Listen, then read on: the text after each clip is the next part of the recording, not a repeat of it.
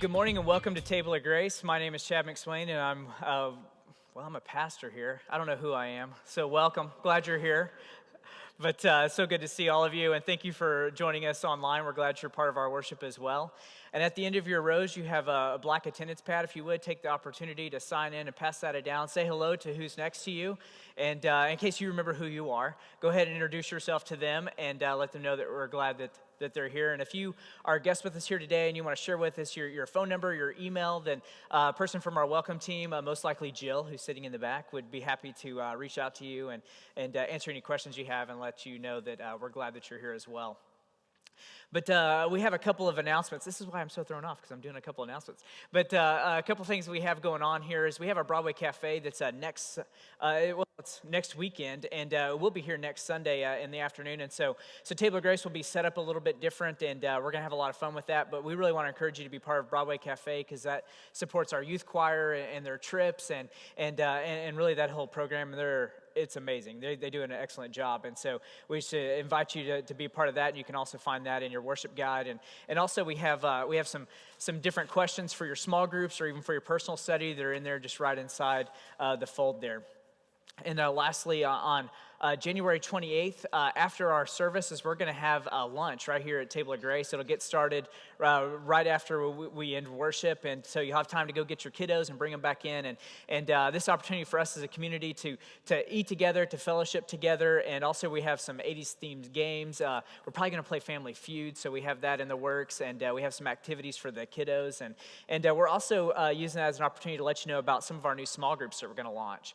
And so small groups is an important part of what we do here, because we believe that's part of how we grow closer to God and closer to each other, as we have an opportunity to meet with a smaller group of people, to study the scriptures, to pray together, to share our faith journeys together, and they're awesome. And so we're part of a small group, and I hope that you are too. And so if you're looking for one or want to get connected, stay for lunch, and if nothing else, we'll have a good time together. So that's all the announcements. Check that out. And I am Chad. I remember that now. So, welcome. So we're doing a sermon series called Jesus the Early Years, and throughout that sermon series, we've been looking at these stories that oftentimes we do overlook as we get onto the ministry of Jesus, that we celebrate the birth of Jesus, and then we get right on into his parables, his teachings, the things that he does, which are awesome, and really the story that the gospel writers want us to know about. But they also have included a couple of stories from when he was younger, and these are important stories. And so we're spending some time in them and looking at really what it is that shaped who Jesus became, and how that even shapes us and would shape our faith journey. And so last week we looked at that first story of Jesus in the temple, and so we're looking at the second one in Luke chapter 2, starting in verse 41, and we'll have it on the screens. It says, "Every year, Jesus' parents traveled to Jerusalem for the feast of Passover. And when he was 12 years old, they went up as they always did for the feast. And when it was over and they left for home, the child Jesus stayed behind in Jerusalem, but his parents didn't know it. And thinking he was somewhere in the company of the pilgrims, they journeyed for a whole day, and they began looking for him among the relatives and neighbors. And when they didn't find him, they went back to Jerusalem looking for him. And the next day they found him in the temple, seated among the teachers, listening to them and asking questions. And the teachers were all quite taken with him, impressed with the sharpness of his answers, but his parents were not impressed. They were upset and hurt. And his mother said, 'Young man, why have you done this to us? Your father and I have been half out of our minds looking for you.' And he said, 'Why were you looking for me? Didn't you know that I had to be here dealing with the things of my father?'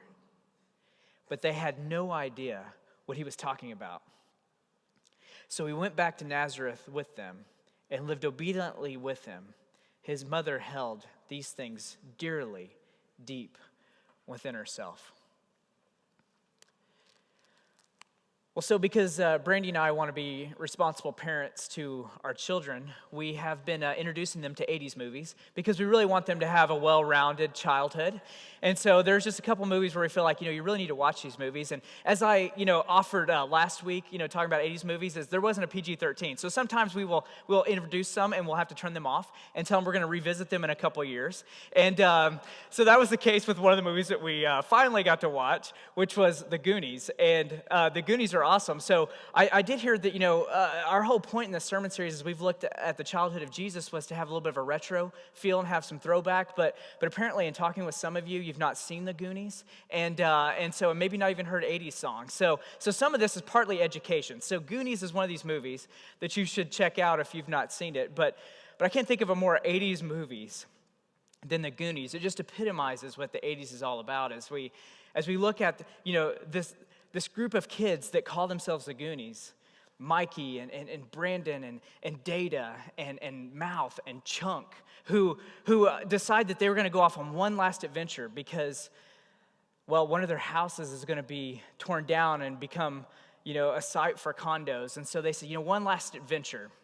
We're going to go and find the treasure of this 17th century pirate called One-Eyed Willie. Maybe we can go find this treasure and then we can save our home. And if not, at least we had one last adventure together. And so that's what they do, and that's what this movie's all about. And that's why it's awesome. Because it's an adventure, and it's so 80s where they have this map and they have a gold doubloon and they go and they're trying to find this pirate and find the treasure, and they have to solve the clues and unlock all the traps that this pirate has left from them. And of course, they're being pursued by the Fratellis, right? This group that also wants the treasure. And then, of course, we get introduced to the newest Goonie, Sloth, right? Hey, you guys. I mean, have y'all seen this movie? Yeah. All right, most of y'all have. So you definitely need to check this out. Awesome movie.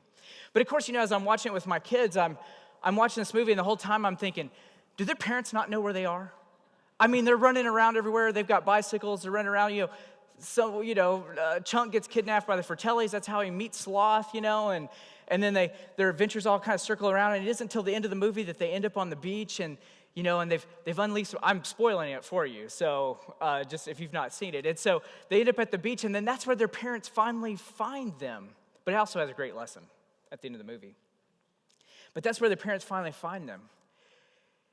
And as I watch this, I think, it kind of does remind me of my childhood, because that's what we did is we ran around our little town growing up, riding our bicycles, getting into all kinds of other adventures, water gun fights, playing football in whoever's yard we could find until they kicked us off. And I mean, it was a lot of fun. It reminds me of my childhood. And yet, when I think about this, I think about that was probably, Mary and Joseph's kind of parenting approach until they lose Jesus, right? And so because as I read this story of Jesus, I think about all these adventures Jesus probably had with his friends. Maybe in this little convoy that's traveling from Jerusalem back to Nazareth, and they would have all these fun, maybe Goonie-like adventures and imagination, just all this fun. And it's all fun and games until you lose one of your kiddos, right? And they have to go looking for him. And I can't read the story without, always thinking about that kind of time in their lives. But as they go, they have to go and find him. And that reminds me, as Brady and I were talking about the story that she goes, well, are you going to tell the story about the time that we lost Leah, who's our youngest child? And I said, I completely forgot about that because I don't like, remembering memories like this. And so she says, yeah, remember we were in TJ Maxx and Leah was about 3 years old. And I guess we were kind of shopping around, and there's those moments where, I kind of leave, I'm walking around, I'm getting bored on it, and kind of walking around, and I come back, and I go, oh, where's Leah? Oh, I thought Leah was with you. And I'm like, she's not. And so we go, and we kind of look around a little bit, and then there's that moment where we're like, we can't find her. And so I go up, without trying to panic everybody, and I go up to, like, the service center, and I'm saying, hey, my daughter's missing. And so they go so far, they're closing the doors, and no one can leave, and they're making announcements, and we're looking around, and we find Leah sitting in this chair in the toy department, and Brittany's like, well, she really loved that chair. She loved it when we were here earlier, but we finally found her. And this morning, as I was asking Leah if I could share this story, and she goes, well, tell me the story. So I tell her all that. She goes, why didn't you just start there looking for me? And I said, well, now it's so obvious, right? Obviously, you love the chair since how we found you in it. But I just imagine that's what, maybe partly what Mary and Joseph were feeling on that day, and what probably took them 3 days to find Jesus. And at this time, as they go, there's a couple of other observations in the story. Not just that they lost Jesus, but really because it begins in this way, that every Passover, that this is what Mary and Joseph and their family did, was to travel to Jerusalem to observe the feast of Passover. Because Passover was one of the most significant moments in their religious life, as they remembered the Exodus in which God had freed them from Egypt. And so every good Jewish family would go to Jerusalem and to observe the feast of Passover and to really incorporate this as part of their religious life. And this is a picture, as we've seen, that in these two stories of Jesus' childhood, that we see both of these stories are centered around the temple. And they're really centered around their religious life, that Mary and Joseph are raising Jesus according to the customs of the religion of their day, that this is a part of who they are. It's a part of their identity as a family, and it's part of Jesus' identity. Because as we'll see these stories, as he begins to argue with religious leaders, as he begins to offer a different teaching on these scriptures throughout Jesus' ministry, that this is not something that's foreign to him, but it's something that was a part of how he grew up. It's part of the stories that he heard. It's part of the stories that he shared. It's part of the stories that shaped who he would become as a man. And his parents were an important part of that. Every year they traveled to Jerusalem. Because no doubt they knew that Proverb 22:6, it says, "Train up in the child as the way they should go, and when they are old, they will not depart from it." So every year they went to Jerusalem to observe the Passover. And Jerusalem wasn't a small town. It was about 50,000 people, and on Passover it would swell to around 180,000 people. It would swell because of all the pilgrims who would come to observe this. And you had the pilgrims there, and also you would have more Roman soldiers than even usual because of all the increased people as they would come to keep the peace. And with there's Roman soldiers, and there's also the zealots, this part of Judaism, those people who wish the Romans weren't there and were just looking for an opportunity to take them out. Oftentimes they would end up in skirmishes. And you also had the traders, those who were looking to make things, like Jesus' dad Joseph, who was a carpenter, or you had fishermen, or like a market. It's almost like, Action Alley at the Texas State Fair. I mean, you had all this activity. So as you can imagine, this is not the kind of place that you would want to lose a child. And as they prepare to leave, they go in a big company of people, because it was safer to travel with a big group of people. And I imagine they thought, a lot like Home Alone, where they're kind of counting everybody, and it looks like everybody's here, and so they take off, and when they're dinner time, all the kids are there, and there's that moment when they realize Jesus is not with them, and they go back, and it tells us that it could be as long as 3 days until they found Jesus. I just can't imagine what they were going through. This day becomes night, and they're still looking for him. But yet they find him in the temple, it says, seated among the teachers, listening intently and asking questions. And sometimes when I think about the story, I think about that, Jesus was probably teaching everybody. So for some reason, sometimes that's in my head, that when they get to the temple, that Jesus is at the center of attention, and he's teaching all these religious teachers, all these things, and they're so amazed by his teachings, but that's not what the story tells us. It says that Jesus is seated there, listening and asking questions. In other words, Jesus is being a student. He's learning from them. And he's doing what's really central to Judaism, which is asking questions to have clarification, to really process their understanding. And so that's what Jesus is doing. He's seated among all the other students there who are there among the rabbis. Because Jesus didn't grow up in the temple. Jesus wasn't selected to become a rabbi. But yet, here he was, a carpenter's son, sitting there among the children and the adults who were learning, and he was learning. And it says they were amazed by his understanding. So he was a good student, but he wasn't teaching them. He was learning. And I love how this translation offers this because it says, while the teachers were really impressed by him, his parents weren't so much. They were completely unimpressed. And they said, Jesus, what were you doing? In fact, Mary says to us, what were you doing? You had us worried sick, essentially. And I love this, because Jesus replies back to him, probably something that didn't exactly make the baby book, but he says, why were you looking for me?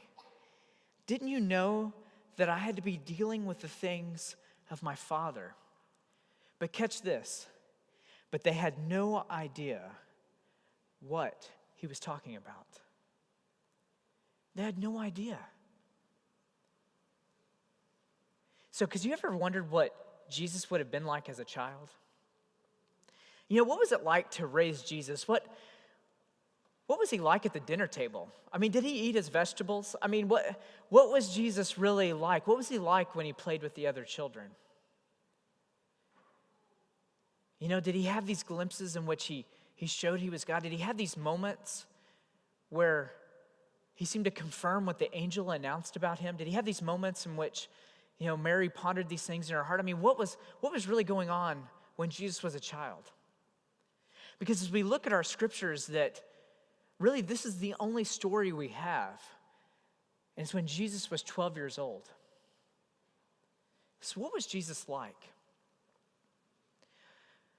And of course, if you've ever had, a humanities course in college, or you've stayed up too late and watched the History Channel, then you might have heard that there are some other stories about when Jesus was a child. And one of the most famous ones is the infancy gospel of Thomas. Because anytime that there's kind of an absence in our sacred literature, then there's these stories that kind of pop up that want to kind of covers in these gaps that we have, that want to fill in the blanks. And so this is one such tale, the infancy gospel of Thomas. And it was discovered in 1945 in the Nag Hammadi Library in Egypt. And this was discovered among other ancient documents. And the infancy gospel of Thomas is dated back to probably mid to late 2nd century, so maybe 150 years after Jesus lived, or maybe even 100 years after our gospel stories. But they essentially kind of tell these stories as to when Jesus was a child. And what's interesting about the infancy gospel of Thomas is it ends with the story of Jesus in the temple, although it has some extra material around it that really doesn't change the story at all, but it has a phrase like the teachers were so amazed at Jesus, they said to Mary, you must be highly favored among all women. It would have maybe an extra phrase like that. But the rest of the stories tell us of what Jesus might have been like as a child, as kind of a 5-year-old child, or maybe later as a 7-year-old, and even how he might have interacted with his teachers, in which we'll look at more next week. But in one such tale, it tells us that Jesus was a young boy, and he was playing out beside the river, and he dug a little hole, and just with his very words, he was calling the stream and cleansing the water, and it was coming and making a little pool of water out by him. And as he continued to play, he would take some mud, and he was making these mud pigeons. And one of the little boys came by who was a child of one of the scribes and sees Jesus making mud pigeons on the Sabbath. And so he goes and tells Jesus' father, Joseph. And Joseph comes and gets onto Jesus, and Jesus gets so mad that he speaks to the pigeons, and they come alive and they begin to fly away just squawking. And then Jesus looks at the little boy and he curses the boy, and the boy falls down dead. And then the parents go and complain to Joseph. And another tale, it tells us that Jesus and his parents are walking down the street, and some other little boy comes and hits Jesus on the arm. And in other translations, it tells us, maybe it was a bully, and so maybe he hits Jesus, and whatever it is, they probably had some sort of relationship, apparently, because as the boy runs by, he hits Jesus, and Jesus yells after him, curses the boy, and the boy falls down dead. And another story, it tells us that the boy Jesus was playing with another group of boys on the second story of one of their houses, and the boy falls down and he dies. And they begin to question all the boys, and they determine that Jesus must have pushed this boy, and Jesus denies it. And so he goes to the boy and he speaks to him and raises the boy to the dead so that he can tell everybody that he didn't push him. These are some of the stories that are in the infancy gospel of Thomas. And what's so interesting about these stories is I read them, and really if you want to read them, you can Google and you can find them. But I think what's so interesting about those stories is really they tell the story of what a young boy might be like if they had the powers of God. I think about how I acted as a kid, and even think about some of the interactions I had with my brother, and the time that he stole my socks that he likes to remind me of every time we get together at Christmas. Remember the time I stole your socks and you pushed me and all that stuff. I could think of all these stories and what I might do if I had the powers of God, and I feel like that's what these stories seem to tell. They really tell a story of what we would do if we had the powers of God. But yet what I see in these stories that we have, in our stories of Jesus, and particularly the story of the temple, is it's not what we would do, but it's what Jesus does. And so often Jesus does the very things that we don't realize, but yet point us to what it is to live truly human and truly alive. So in this story is really, it's a glimpse of Jesus' future. It's a glimpse of what Jesus was about all along. The story in the temple shows us that Jesus was always about his Father's business. And when I think about this story, I think about that, as Luke is writing the story of Jesus, he begins in chapter 1 and he says, I've investigated everything and I'm going to tell the best story I know of Jesus. And so we know by tradition that Luke was even part of Paul's missionary journeys, and that he was a companion of Paul, and that Luke was in Jerusalem for a time, and that he investigated and interviewed those who knew Jesus. And so it's really possible that Luke even interviewed Mary, the mother of Jesus. And I just imagine that as Luke is talking to Mary, and he says, was there ever a time in which you knew who Jesus was?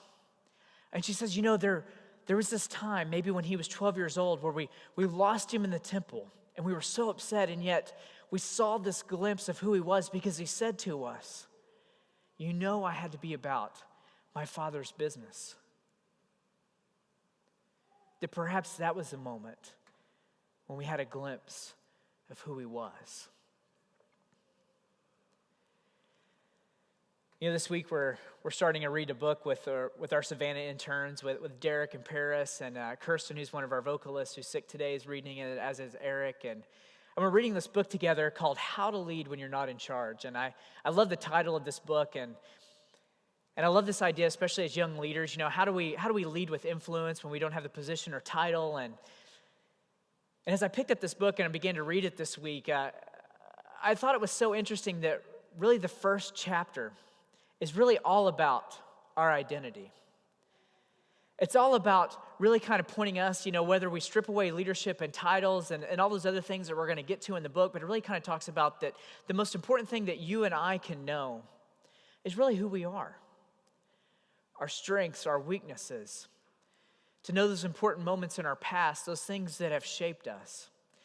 Those moments when we look back and we say, oh yeah, that was a glimpse of who I am, or that's a glimpse of who I want to be, or in that situation, this is how I acted, and that's really how I want to be all the time. And I think for us, we have to think about who is it that God has really designed us to be? Because each and every one of us bear the image of God. That God has designed us with gifts, with talents, with strengths, with a story. That we bear the grace of God to the world. And that God loves each and every person. And our job is to come alongside them, to let them know that God loves them, that they are welcome, that they belong, that they too bear the image of God, that God has created them for a purpose, and that God has given his life to rescue them and to save them, to redeem them, so that they may be a blessing to the world. And that really begins with us knowing who we are and how God has shaped us. Because there's going to be these moments each and every day where we're going to have these opportunities to live counter to how God has created us, to where people even come against us sometimes, and they even offer us opportunities, or maybe they speak into our lives, or maybe we're in situations that really are counter to how God has created us, that really call to us to be people that we're not created to be, or who God is wanting us to be and calling us to be. In fact, this even happened in Jesus' life. And in Mark chapter 3, there's a story of when Jesus And his mother and his brothers and sisters, they don't quite understand who Jesus is yet. And so they come to him as Jesus is teaching, and they can't quite get into the house where Jesus is teaching. And so they send word to people to say that your mother and brother are outside and they're calling to you and they want you to come back home. And they send this word to Jesus because essentially they're saying, Jesus, we're not sure what you're doing. We think you're crazy. So you need to come back home to us and be who we want you to be. Maybe take over the family business, to be a carpenter like you were trained to be.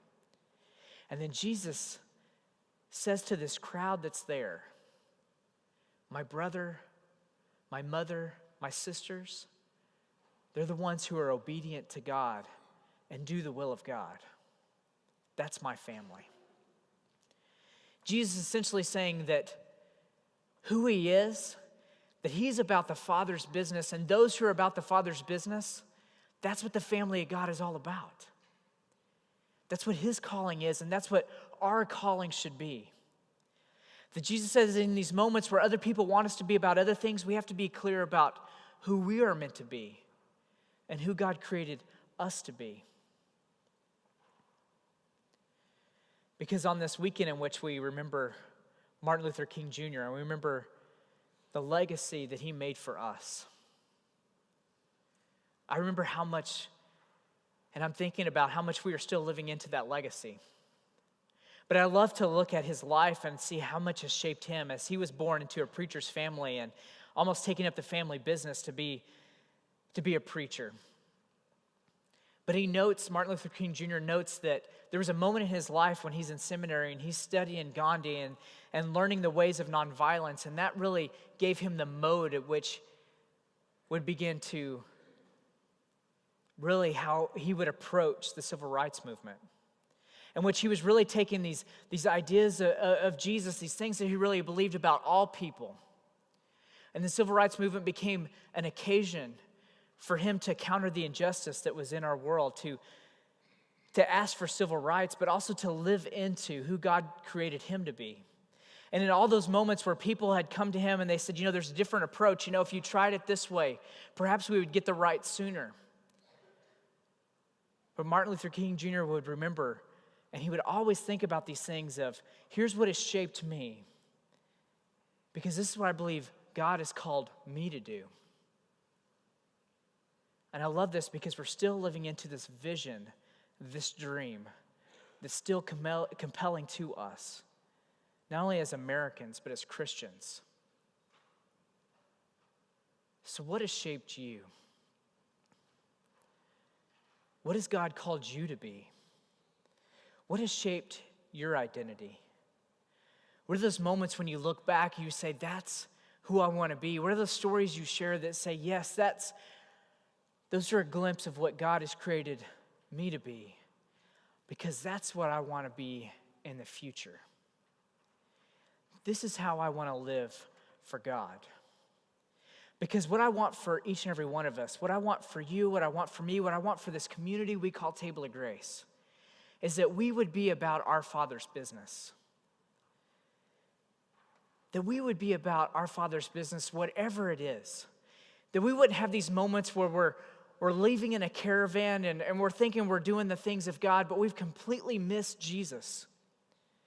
And yet we have to go and search for Jesus. But what if we were about our Father's business, no matter what it is, no matter where it is?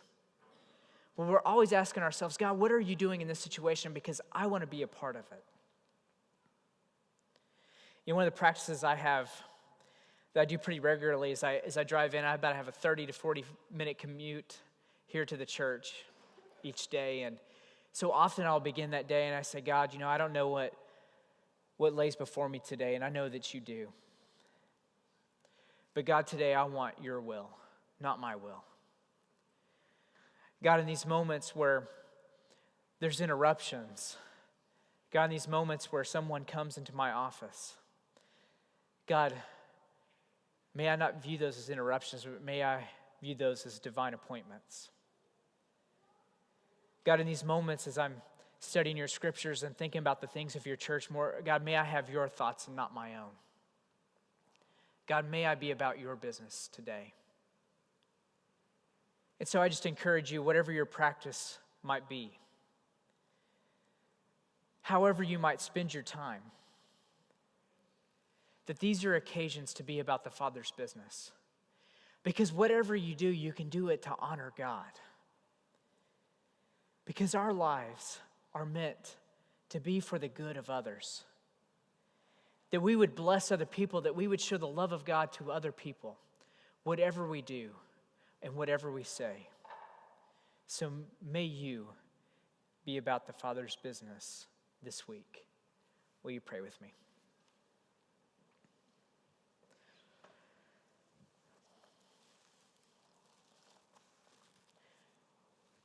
Lord God, as we gather in this place, we gather to be about your business, to sing songs to you, to study your scriptures, to remember who you've called us to be, to remember who you are shaping us to be each and every day. So, Lord, no matter where we are in our spiritual journey, Lord, may we know you more.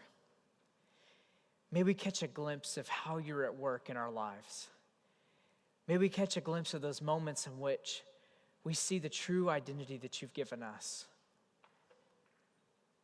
And Lord, as we look at these studies of Jesus as a young boy, may we remember that he was always about your business. And that's what you called us to be. So Lord, today as we gather in this place from so many different places, may we know your grace that you're pouring out to us. Your grace that forgives us, your grace that restores us, your grace that calls us to belong to a family maybe for the first time. And your grace that doesn't leave us right where we are, but compels us to be the people you're shaping us to be. Your grace that compels us and reminds us that we have gifts, words, love to offer the world. As we show this world how much you love it. So Lord, may we be about your business in all that we do. It's in Jesus' name we pray. Amen.